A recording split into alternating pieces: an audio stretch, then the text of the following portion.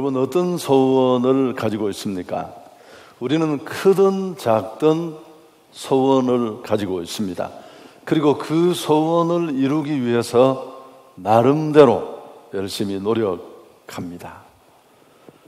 내 집 마련의 꿈, 또 아니면 자녀가 정말 원하는 대학에 들어가는 그런 소원, 취업이 어렵다고 하는 이 시대에 직장을 갖는 꿈, 여러 가지가 있을 겁니다. 하나님도 역시 소원이 있으십니다. 온 우주 만물과 천지를 창조하신 그 하나님께도 소원이 있습니다. 오늘 그 소원이 무엇인지를 우리가 읽은 이 본문 4절에 말씀하고 있습니다. 함께 읽을까요? 하나님은 모든 사람이 구원을 받으며 진리를 아는 데에 이르기를 원하시느니라. 하나님의 소원은 영혼 구원입니다. 모든 사람이 구원받는 것, 그것이 하나님의 소원이고 그것이 하나님의 뜻입니다. 생명 살리는, 영혼 살리는 복음 전도, 그것이 바로 그분의 소원입니다. 에스겔 33장 11절 말씀에 보면 너는 그들에게 말하라. 주 여호와의 말씀이니라. 나의 삶을 두고 맹세하노니 나는 악인이 죽는 것을 기뻐하지 아니하고 악인이 그의 길에서 떠나 사는 것을 기뻐하노라. 이스라엘 족속아 돌이키고 돌이키라. 너희의 악한 길에서 떠나라. 어찌 죽고자 하느냐 하셨다 하라. 비록 죄인이라 할지라도 하나님은 그 죄에서 돌이키기를 원하십니다. 오늘 우리가 그렇게 바라지만 예수님의 재림이 늦어지는 이유도 여기에 있습니다. 한 사람도 멸망하지 않고 모두가 구원받기를 그분은 원하십니다. 베드로후서 3장 9절에 주의 약속은 어떤 이들의 더디다고 생각하는 것 같이 더딘 것이 아니라 오직 주께서는 너희를 대하여 오래 참으사 아무도 멸망하지 않고 다 회개하기에 이르기를 원하시느니라. 하나님은 모든 사람이 죄를 회개하고 구원받기를 원하십니다. 그래서 구약 성경을 읽어보면 어그러져 다른 길로 가는 이스라엘을 향해 수많은 선지자들을 보내셨습니다. 고치게 하고 돌이키게 하시려고요. 그리고 마침내는 독생자 예수님까지 보내시지 않았습니까? 사랑하는 여러분, 우리는 늘 내 소원에만 마음이 붙잡혀 있었는데요, 오늘 성경을 통해서 하나님의 소원을 알게 되었습니다. 어떻게 하면 우리가 이 하나님의 마음과 뜻을 받아서 잘 감당할 수 있을까요? 여러분, 우선 첫 번째는 기도하는 일이 필요한데요, 1절, 2절을 우리가 함께 읽을까요? 그러므로 내가 첫째로 권하노니 모든 사람을 위하여 간구와 기도와 도고로 감사를 하되 임금들과 높은 지위에 있는 모든 사람을 위하여 하라. 이는 우리가 모든 경건과 단정함으로 고요하고 평안한 생활을 하려 함이라. 모든 사람을 위해 기도하라. 물론 지도자들을 위해서도 기도해야 한다고 2절에 나와 있습니다. 그분들이 내리는 정책이나 여러 가지 결정이 우리 삶에 그대로 영향을 미치잖아요. 지금 경제를 보세요. 그러나 왜 우리가 모든 사람을 위해서 기도해야 하느냐 하면 모든 사람이 우리 구원의 대상이고 하나님이 이끌기를 원하는 대상이기 때문에 그렇습니다. 구원의 범주가 곧 우리 기도의 범주가 되는 것입니다. 바울은 거짓 교사들의 배타주의적인 경향을 지금 선포하고 있는 것이 분명합니다. 그들은 최소한의 이방인을 복음화하는 것만 해도 충분하다. 그런 생각을 가지고 있었습니다. 참된 진리의 인식은 모두에게 주어진 게 아니고 소수의 사람들에게만 국한된다. 이게 다 설명하기 복잡합니다만은 그 시대 영지주의자들의 견해였습니다. 여러분, 어쨌든 오늘 이 말씀, 모든 사람이 구원받기를 원하신다는 말씀은 자칫하면 만인 구원론, 보편 구원론을 지지하는 그런 구절로 여겨질 수 있습니다. 만인 구원론이 어떤 것이냐 하면 사랑이 많으신 하나님이 인류의 일부만을 선택하시고 나머지는 형벌을 받도록 방치하실 분이 아니다 라는 것입니다.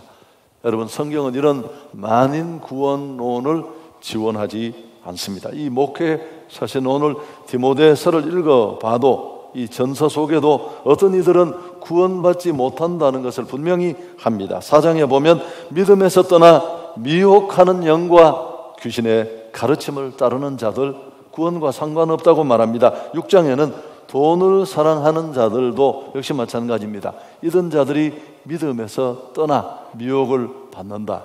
그런 내용들이 실려 있기 때문에 그렇습니다. 논란의 여지가 있습니다만은 그럼에도 불구하고 속죄의 범위를 우리가 어떻게 이해하든 이 구절의 의도는 분명합니다. 모든 사람에게 자유롭고 보편적인 복음 초대가 이루어져야 한다는 겁니다. 이미 성경에 그런 내용이 있으니까요. 오늘 집사님 아주 체계적으로 기도 잘 해주셨는데 가을 행축을 우리는 또 준비합니다. 10월 28일 주일입니다. 오늘 그 일을 위해서 우리가 새신자 작정을 할 텐데 우리는 그 모든 일 이전에 기도해야 합니다. 여러분, 성령이 하시는 일이고 하나님이 하시는 일입니다. 우리가 얼마나 충분히 기도하느냐, 또 우리가 하는 이 일이 얼마나 기도로 충분히 쳐져 있느냐가 영혼의 추수를 결정짓는다는 것, 우리 너무너무 많이 해봐서 잘 알고 있습니다. 우리 그리스도인들을 일컬어 너희는 왕같은 제사장이다, 그런 표현이 성경에 나오지 않습니까? 제사장의 하는 일이 뭡니까? 중재 역할을 합니다. 그리고 또 한 가지 일이 뭘 하느냐 하면 기도해 주는 사람입니다. 백성과 하나님 사이에서 중재해 줄 뿐만 아니라 대신 기도해 주는 것, 이게 중재자, 제사장의 일입니다. 할렐루야. 우리는 그 사람들에게 대해서 하나님께 많이 아뢰고 기도함으로 그들을 이끌 수 있어야 합니다. 그리스도인의 기도를 통해 하나님은 일하십니다. 이사야 62장 6절 이하에도 예루살렘이여 내가 너의 성벽 위에 파수꾼을 세우고 그들로 하여금 주야로 계속 잠잠하지 않게 하였느니라. 너희 여호와로 기억하시게 하는 자들아, 너희는 쉬지 말며 또 여호와께서 예루살렘을 세워 세상에서 찬송을 받게 하시기까지 그로 쉬지 못하시게 하라. 참 우리적인 표현인데 끊임없이 우리가 그들을 끌어안고 기도해서 하나님이 쉬지 못하시게 하라. 그분은 기도를 통해 일하십니다. 수증기가 하늘로 올라간 것만큼 비가 되어 내려옵니다. 힘들고 어려운 날 통곡하듯 기도하면 소중한 시간만 낭비한 줄 알지만 언젠가 때가 되면 하나님이 바라시는 기도의 총량이 채워지면 은혜가 임하고 성령의 역사가 나타날 것입니다. 여러분, 모든 사람의 구원을 그분이 기대하신다면, 그 하나님의 뜻이 우리 안에 있다면 우리가 모든 사람을 위해 기도하는 것은 너무너무 당연합니다. 목회자였던 존 스토트는 말했습니다. 이번 한 주간 제가 말씀을 생각하면서 제 마음에 많이 머물러 있었던 말입니다마는, 세상의 정의와 평화를 위한 진전이 느린 것과 세계 복음화의 진행이 느린 것은 무엇보다 하나님의 백성이 기도하지 않기 때문이다. 여러분, 우리가 그렇게 꿈꾸는 세상의 평화가 이루어지지 않는 이유, 우리가 한 영혼을 가족을 가슴에 품고 그들을 주님 앞으로 이끌고 싶어서 남편 구원, 자식 전도 위해서 30년, 20년 기도하고 애썼는데, 노력했는데 진전이 없는 것은 하나님의 백성이 기도하지 않기 때문이다. 아멘은 언제 하실 겁니까? 아멘. 여러분, 다 기도가 필요해요. 두 번째, 또 한 가지 우리가 해야 할 일은, 오늘 이 하나님의 마음을 받아서 우리 마음은 빼내고 버리고, 우리가 어떻게 하면 하나님의 소원을 이루는 선교적 삶을 살 수 있을까요? 당연히 복음을 전하는 일을 해야 합니다. 자, 5절, 6절을 함께 읽습니다. 하나님은 한 분이시요 또 하나님과 사람 사이에 중보자도 한 분이시니 곧 사람이신 그리스도 예수라. 여러분, 예수가 그리스도라는 복음을 전해야 하는데 그 일의 당위성을 설명하는 구절입니다. 하나님은 오직 한 분이십니다. 온천에 수없이 많은 신은 있지만 그 하나님이 모든 사람을 찾으십니다. 에베소 교회의 독점주의자들, 그들은 복음은 유대인만의 것이라고 착각했을 것입니다. 그러나 그렇지 않습니다. 모든 사람이 구원받기를 원하시고 그 모든 사람을 위해서 자기를 대속물로 주신 분이 예수님이십니다. 다양한 민족들은 자기들만의 신이 있고 또 그들만의 하나님이 있지만 참 신이 아니고 모든 사람의 구원을 위해 피를 흘리시고 대속물이 되신 분은 예수님 한 분뿐이라는 겁니다. 하나님의 아들 예수님만이 유일무이한 죄인을 향한 중보자, 구원자임을 밝히고 있습니다. 여러분, 여기 대속물이라는 말에 주의할 필요가 있습니다. 누군가 돈을 지불하고 풀어주는 것을 말합니다. 마태복음 10장 28절에 인자가 온 것은 자기 목숨을 많은 사람의 대속물로 주려 함이니라. 예수가 그리스도가 되십니다. 온 인류의 죄와 나의 죄를 위해서 피 흘리시고 그 엄청난 대가를 치르신 분은 예수님뿐입니다. 천하인간의 구원을 얻을 만한 다른 이름을 우리에게 주신 적이 없습니다. 맨날 얘기했잖아요. 우리의 문제는 죄의 문제예요. 큰 차 타고 좋은 집에 살아도 성공하고 출세해서 사람들이 날 주목하고 축복받았다고 말해도 죄 문제를 해결하지 못한 인생은 누더기 같은 인생이에요. 죽음 앞에 설 테고 사는 것도 만만치 않지만 심판받고 형벌을 받습니다. 그러나 이런 골깊은 삶의 문제 이후의 문제를 해결하신 분은 예수님이십니다. 예수가 그리스도 되십니다. 여러분, 이걸 누군가는 전해 주어야 하는데 누가 전해 주어야 할까요? 우리가 전해야 합니다. 자, 4절 하반절, 오늘 중요한 구절 아니겠습니까? 다시 한번 보십시오. 하나님은 모든 사람이 구원을 받으며 진리를 아는 데 이르기를 원하신다. 여러분, 여기 말한 이 진리는, 목회 서신의 진리는 복음과 동의어입니다. 곧 예수가 그리스도라는 말이에요. 여러분, 이 사실을 알아야지만 믿든지 믿지 않든지 본인들이 선택할 수 있습니다. 그래서 그들이 회심하기 위해서는, 구원의 은총 안으로 들어오기 위해서는 먼저 이 핵심적인 진리를 알고 정보를 받아야 합니다. 그러기 위해서는 우리가 전해야 할 것입니다. 전하지 않고는 이 사실을 들을 수 없으니까요. 그래서 바울은 자신을 전파자라고 규정합니다. 7절을 함께 읽도록 하겠습니다. 이를 위하여 내가 전파하는 자와 사도로 세움을 입은 것은 참말이요 거짓말이 아니니 믿음과 진리 안에서 내가 이방인의 스승이 되었다. 여러분, 우리도 전해야 할 것입니다. 이건 몰라요. 전하지 않으면 누구도 이 사실을 알지 못합니다. 오늘 이 주님의 마음을 받아 죽어가는 한 영혼을 돌이키길 원하시는 이 하나님의 마음을 우리는 열심히 전해야 합니다. 바울은 이걸 깨닫고 인생을 던지고 개인 생활을 다 포기하고 내려놓지 않았습니까?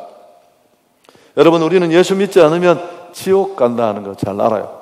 예수 천당, 불신 지옥. 좀 촌스러운 문구일지는 모르지만 너무 복음의 핵심을 잘 꿰뚫고 있지 않습니까? 정말 예수 믿지 않으면 불신 지옥이라는 게 진실이라면, 그게 그렇게 정말 절박하다면 우리의 자세는 지금보다 달라져야 합니다. 어느 한 전당포 주인이 구세군 창설자인 윌리엄 부스에게 도전을 주었습니다. 나는 지옥이 정말 있다면 당신처럼 전도하진 않겠다고. 너무 평안하게 절박함도 없이 말하는 걸 보고 전당포 주인이 구세군을 만든 윌리엄 부스를 깐 겁니다. 요새 말로 하면. 여러분, 그랬잖아요. 제가 언제 한번 전도 설교하면서 입시철이 되면 얘는 분명히 원서 내주면 떨어지는 학교인데 하도 배워서 원서를 써달라고 하니까 선생님이 마지 못해서 다음에 딴 말 하지 않기로 각서 받고 원서를 써줬대요. 그런데도 떨어지면 찾아와서 난리를 치긴대요. 아니, 정말 떨어지면 안 써줘야지. 끝까지 말려야지. 여러분, 정말 지옥이 있다면, 정말 지옥과 심판이 있다는 것을 정말 절실하게 안다면 어떻게 그렇게 어정쩡한 태도로. 이 말에 충격을 받은 부스는 전도 스타일을 바꾸었습니다.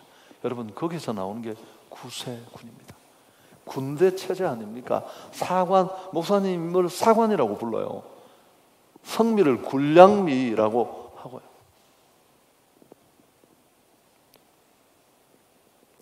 내 안에는 늘 내 소원밖에 없었고, 남아있는 생애 동안 어떻게 살고 싶은 대로 꿈을 이룰까, 그 고민만 우리에게 넘쳐났는데, 오늘 말씀을 통해 하나님의 소원을 알게 되었습니다. 여러분, 그분의 소원이 무엇입니까? 하나님의 소원은 딱 한 가지입니다. 영혼 구원에 있습니다. 여러분, 성경은 잃어버린 한 영혼에 대한 하나님의 눈물로 넘쳐나요. 누가복음 15장에 나오는 세 가지 비유 많이 얘기했지 않습니까? 먼저 나오는 이런 양 비유에 잃었던 우리 안에 건강하게 있는 99마리 양이 아니라 그분의 마음은 잃어버린 한 마리 양에 있습니다.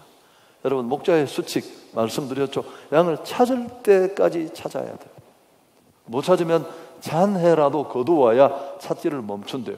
근데 그 이런 양을 찾으면 어떻게 한다고요? 누가복음 15장 7절 함께 읽습니다. 내가 너희에게 이르노니 이와 같이 죄인 한 사람이 회개하면 하늘에서는 회개할 것 없는 의인 99으로 말미암아 기뻐하는 것보다 더하니라.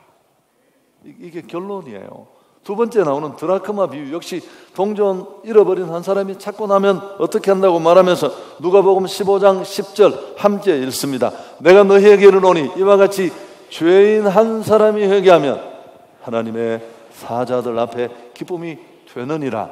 그 뒤에 나오는 게 탕자 비유, 이런 아들 비유인데 재산 가지고 호랑방탕 다 써버린 그 아들 돌아오자 아버지가 어떻게 합니까? 멀리서도 그 초췌한 몰골 보고도 내 아들인 줄 알고 껴안고 입 맞추고 가락지 끼우고 죽은 줄 알았던 내 아들이 살아 돌아왔다. 송아지 잡고 잔치하지 않습니까? 너무너무 좋아서.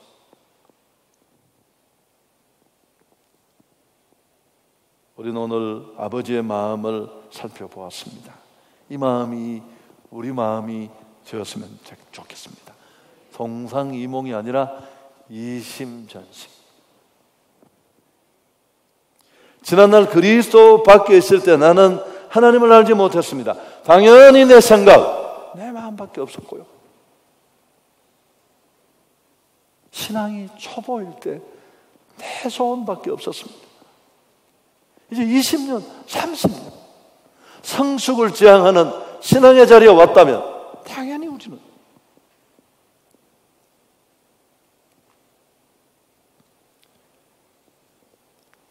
예수 믿고 신앙이 자라면 생각이 달라지잖아요. 어떻게 하면 하나님을 기쁘시게 할 수 있을까? 그분은 뭘 좋아하실까? 하나님의 소원은 무엇일까? 여러분 이런 생각을 한 번도 안 해보셨습니까? 유치부세요. 유치부. 아직 직분이 무엇이든 간에 신앙생활을 얼마나 했든 간에 아직 유치부예요. 하나님은 잃어버린 영혼을 찾는 복음 전도를 기뻐하십니다. 이런 말이 있습니다. 한 영혼을 구하는 것이 예배당 하나 짓는 것보다 낫다. 한 영혼을 예배당 짓는 일이 얼마나 위대한 일입니까? 아버지 마음을 좀 알았으면 좋겠습니다. 대구에 있을 때 제가 여러분한테 몇 번 말씀드린다. 제가 대구 북일교회라는데 부목사로 있을 때 우리 아들을 잃어버렸습니다. 3대 독자인데 아이가 없어졌어요. 그래서 이렇게 정말 넋이 나갈 정도로 찾았는데 찾을 수가 없었습니다. 나중에 찾다가 보니까 예상외로 가까운 곳에 있었어요. 저희 집으로부터 한 500m도 500m가 뭐예요? 200m도 되지 않는 중국집 아저씨가 얘를 데리고 있었습니다. 네가 길을 잃었으면 엄마 아빠가 찾아올 거라고 짜장면 한 그릇 시켜서 먹이고 있었습니다. 다 묻혀가지고. 여러분 제가 이렇게 대구를 어쩌다가 가면 신천대로를 이렇게 지나가면 그 교회가 오른쪽 편에 보여요. 지나갈 때마다 교회보다 누구서 그 짜장면집이 생각나고 그 아저씨 고맙다는 생각이 드는 거예요. 아들 잃어버린 경험이 없었으면 어쩌면 주님의 마음을 더 멀리 느꼈을지도 몰라요. 그 동네만 지나가도 그 사람이 고맙고 감사하고. 마지막 얘기입니다. 어느 집에 딸이 시집을 가게 됐어요. 슬픈 얘기예요. 그래서 이제 그날 보통 어머니가 미용실에 가서 머리를 이렇게 살짝 하지 않습니까? 그래서 미용실에 갔는데 그 종업원이 파마하면 잘 어울리기 시겠다고 고개를 끄덕거려서 정신도 없이. 그래서 머리를 감고 3시간 동안 여성 잡지 보고 그래서 머리 잘 나왔다고 좋다고 웃고 나오는데 결혼식장에 신부 어머니가 나타나지 않아서 난리가 났습니다. 백방으로 소문을 해서 찾고 늦게 정신을 차리고 달려가 보니까 결혼식은 예전에 끝났고 엉망이 됐어요. 이런 엄마를 뭐라고 부르면 좋을까요? 정신 나간? 그 머리 예쁘게 나왔다고 딸 결혼식 하는 거 평생에 하루밖에 없는 날 시간도 다 잊어버리고. 적절한 예가 아닐지 모르지만 우리가 말하는 행복한 예배, 성공하는 예배, 무슨 은혜 받았다 이런 얘기들은 죽어가는 영혼들을 내 가까이에 방치한 채 우리가 그렇게 쉽게 던지기에는 너무 사치스럽지 않습니까? 오늘 아버지 마음을 가지고 여러분 오명식 예비 태신자 목록표가 이미 나갔습니다. 태신자를 정하시고 또 이 주보 속에 들어있는 행복 매뉴얼 늘 하던 일이지만 하나하나 관계와 또 관심을 키워가시고 꼭 정해진 날 교회로 인도할 수 있기를 축복합니다.